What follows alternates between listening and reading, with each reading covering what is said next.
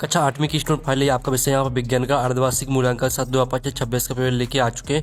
आप लोग बहुत सारे यहाँ पर कमेंट आ रहे थे कि विषय विज्ञान का पेपर लाओ, तो फाइनली आपका पेपर आ चुका और साथ ही आपको पेपर देने से पहले इस पेपर को पूरा याद करना है, ठीक है। और वीडियो को लाइक कर लीजिए, चैनल को सब्सक्राइब कर लीजिए और साथ ही इस वीडियो को आपको अपने दोस्तों तक शेयर कर देना है, जिससे वो भी 60 में 60 नंबर लेके आ सके विषय विज्ञान के पेपर में। आप यहाँ पर देख लीजिए, राष्ट्रीय शिक्षा केंद्र मध्य प्रदेश भोपाल, अर्धवार्षिक मूल्यांकन 7/5/26 विषय विज्ञान हिंदी माध्यम। समय आपका 2.5 घंटे रहेगा, कक्षा 8 और पूर्णांक आपका 60 नंबर का रहेगा। आपके बहुविकल्पी प्रश्न आते हैं 1 से 5 तक, तो निर्देश आता सही विकल्प चुनकर उत्तर लिखिए। प्रत्येक प्रश्न के लिए 1 अंक आपका निर्धारित है। तो प्रश्न पहला आता है, ईस्ट का उपयोग निम्न के उत्पादन में होता है। तो आपका यह था चीनी, बी आता है अल्कोहल, सी आता हाइड्रोक्लोरिक अम्ल और डी आता ऑक्सीजन। तो ईस्ट का उपयोग निम्न के उत्पादन में होता है, तो इसका आंसर आपका हो जाएगा एल्कोहल। एल्कोहल आपका यहाँ पर राइट आंसर रहेगा। फिर आपका दूसरा आता है, निम्न पदार्थों में से सबसे पहले कौन जलेगा। तो आपका यह था पेट्रोल, बी था लकड़ी, सी था लोहे की छड़ और डी था गत्ता।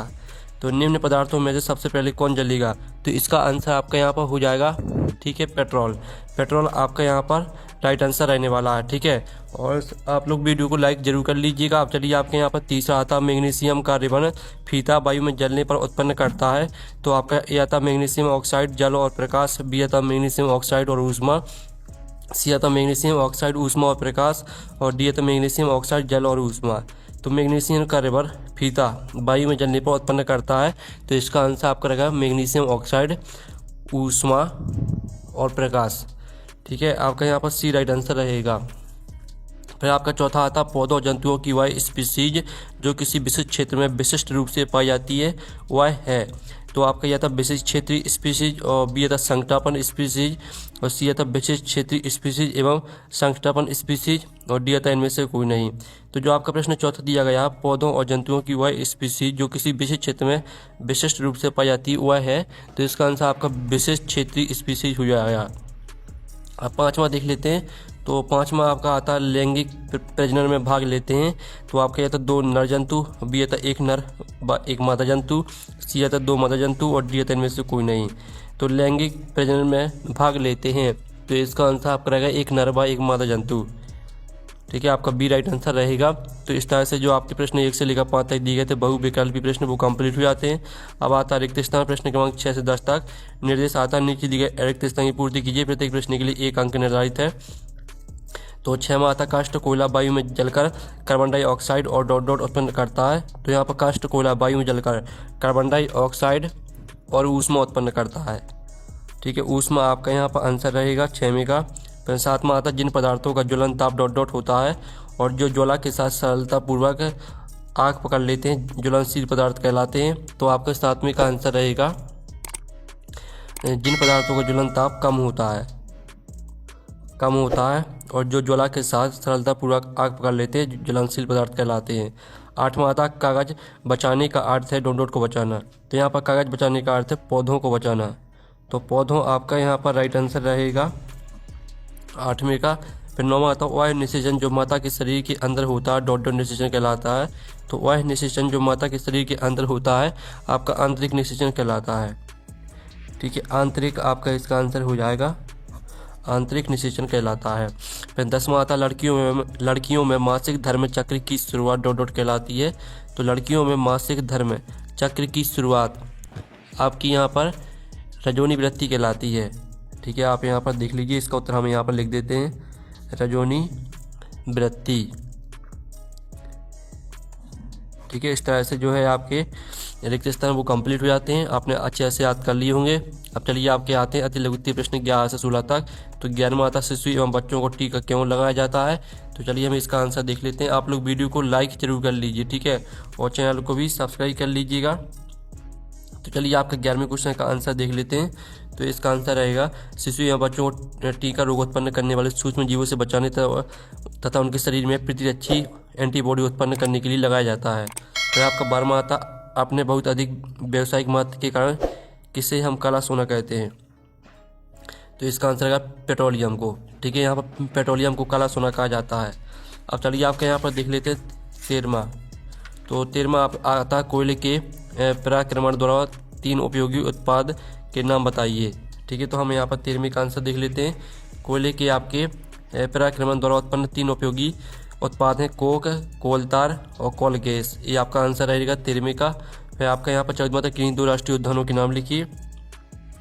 तो किन्हीं 2 राष्ट्रीय उद्यानों के नाम हो जाएंगे कन्नौज राष्ट्रीय उद्यान और दूसरा हो जाएगा आपका बांधवगढ़ राष्ट्रीय उद्यान। ठीक है, तो इस तरह से आपको याद कर लेना है। फिर आपका 15वां था मरुस्थलीकरण कब होता है। तो इसका उत्तर आपका हो जाएगा मरुस्थलीकरण वनों की कटाई, ठीक है, के कारण मृदा की ऊपरी परत हट जाने या भूमि की उर्वरता कम होने से होता है, जिससे भूमि रेगिस्तान में बदल जाती है। ये आपका 15वें प्रश्न का उत्तर रहेगा।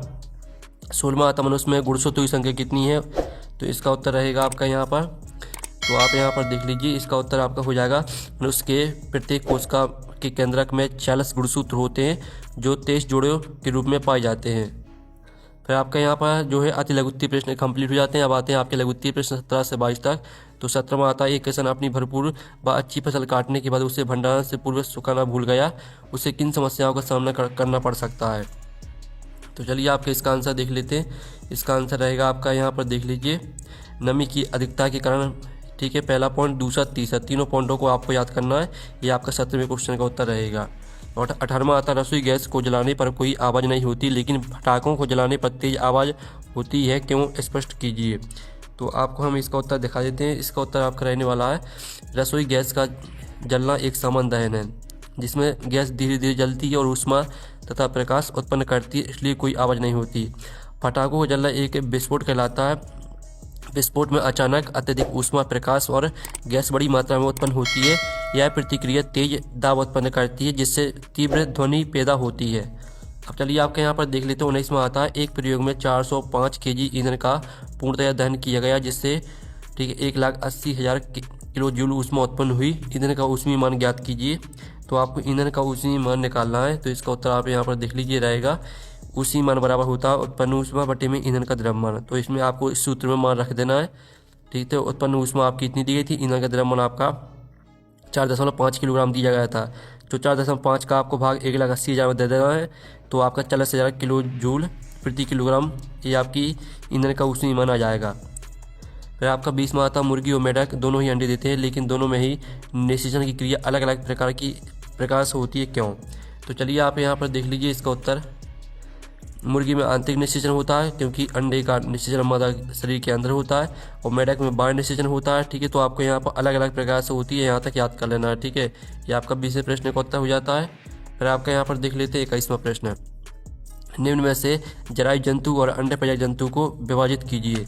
मतलब कि जो आपके जो अंडे देते हैं उनको आपको अलग करना है, जो सीधे आपके बच्चा पैदा करते हैं उनको आपको अलग करना है। ठीक है, तो चलिए आपके यहाँ पर जो अंडे प्रजाति हो जाएंगे, ठीक है स्टूडेंट, आपके अंडे प्रजाति जंतु हो जाएंगे आपके,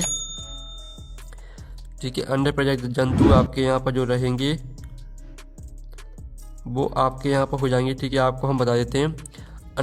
अंडे प्रजाति में आपकी हो जाएगा आपका यहाँ पर मुर्गी। ठीक है, मुर्गी हो जाएगा आपका यहाँ पर, सांप हो जाएगा और आपके यहाँ पर क्या हो जाएगा, चिड़िया हो जाएगा और कौवा हो जाएगा, बतख हो जाएगा आपका और शुतुरमुर्ग। ठीक है, ये आपके आ जाएंगे अंडे प्रजाति में। और जो बाकी आपके बचे हैं मानव, ठीक है, कुत्ता, हाथी, घोड़ा, ये आपके आ जाएंगे जंतु में। ठीक है, तो आपको अलग अलग करके लिख लेना है। फिर 22वां आता वायुमंडलीय दाब किसे कहते हैं समझाइए।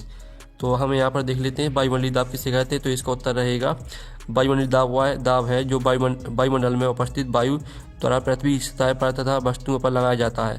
ठीक है, आपको उसमें द्रव भरा जाता है, यहाँ तक याद कर लेना है। अब आते हैं आपके द्विगुत्तीय प्रश्न 23 से 26 तक। तो हम द्विगुत्तीय प्रश्न देख लेते हैं। गेहूं की फसल उगाने के इन क्रमों का सही क्रम लिखना है आपको। जो आपकी गेहूं की फसल उगाई जाती है उसके आपके यहाँ पर, ठीक है, आपके प्रक्रिया यहाँ पर गेहूं की फसल किस तरह से उगाई जाती है उसकी प्रक्रिया यहाँ पर दी गई है। तो इस प्रक्रिया को आपको क्रम से लगाना है। ठीक है, तो आपको यहाँ पर देख लीजिए। सबसे पहले तो आपके यहाँ पर रहेगा मिट्टी तैयार करना, बुवाई, ठीक, खाद एवं उर्वरक देना, सिंचाई, खरपतवार में से सुरक्षा, कटाई, गेहूं का भंडारण, इस तरह से आपको क्रम से लगा देना है। ठीक है, तो हमने आपको बता दिया किस तरह से लिखना। 24वां आता निम्नलिखित को हितैषी और हानिकारक सूक्ष्म जीव में वर्गीकृत कीजिए। तो आपको हितैषी और हानिकारक सूक्ष्म जीव में अलग करना है। इनको, ठीक है। ईस्ट मलेरिया परजीवी लैक्टोबैसिलस, रोटी की फफूंद राइजोबियम। तो आपका जो हेथेसी रहेंगे वो आपके ईस्ट हो जाएगा, लैक्टोबैसिलस हो जाएगा, राइजोबियम हो जाएगा। और हानिकारक सूक्ष्मजीव में आपके मलेरिया परजीवी और रोटी की फफूंद। इस तरह से आपको अलग कर देना बॉक्स बनाकर, ठीक है। फिर आपका 25वां आता संस्कृति का लिंग निर्धारण किस प्रकार होता है, विस्तार से समझाइए। तो आप देख लीजिए, ये आपका 25वें क्वेश्चन का आंसर रहेगा। मनुष्य में 23 जोड़े गुणसूत्र होते हैं, यहाँ से लेकर आपका वाई गुणसूत्र वाले है, ठीक है। यहाँ तक याद कर लेना, साथ ही आपका नीचे भी दिया गया है, पूरे यहाँ तक याद कर लेना, ठीक है। स्क्रीनशॉट ले लीजिए। फिर आपका 26वां आता पहाड़ों पर वायु दाब कम क्यों होता है, कारण सहित समझाइए। तो चलिए इसका उत्तर देख लीजिए, आपका 23वें क्वेश्चन का आंसर रहेगा, इसका भी आप स्क्रीनशॉट ले लीजिए। तो इस तरह से आपका विज्ञान का पेपर कंप्लीट हो जाता है। और आप लोग वीडियो को लाइक कर लीजिए, चैनल को सब्सक्राइब कर लीजिए। तो हम नेक्स्ट वीडियो में मिलते हैं। Thanks for watching.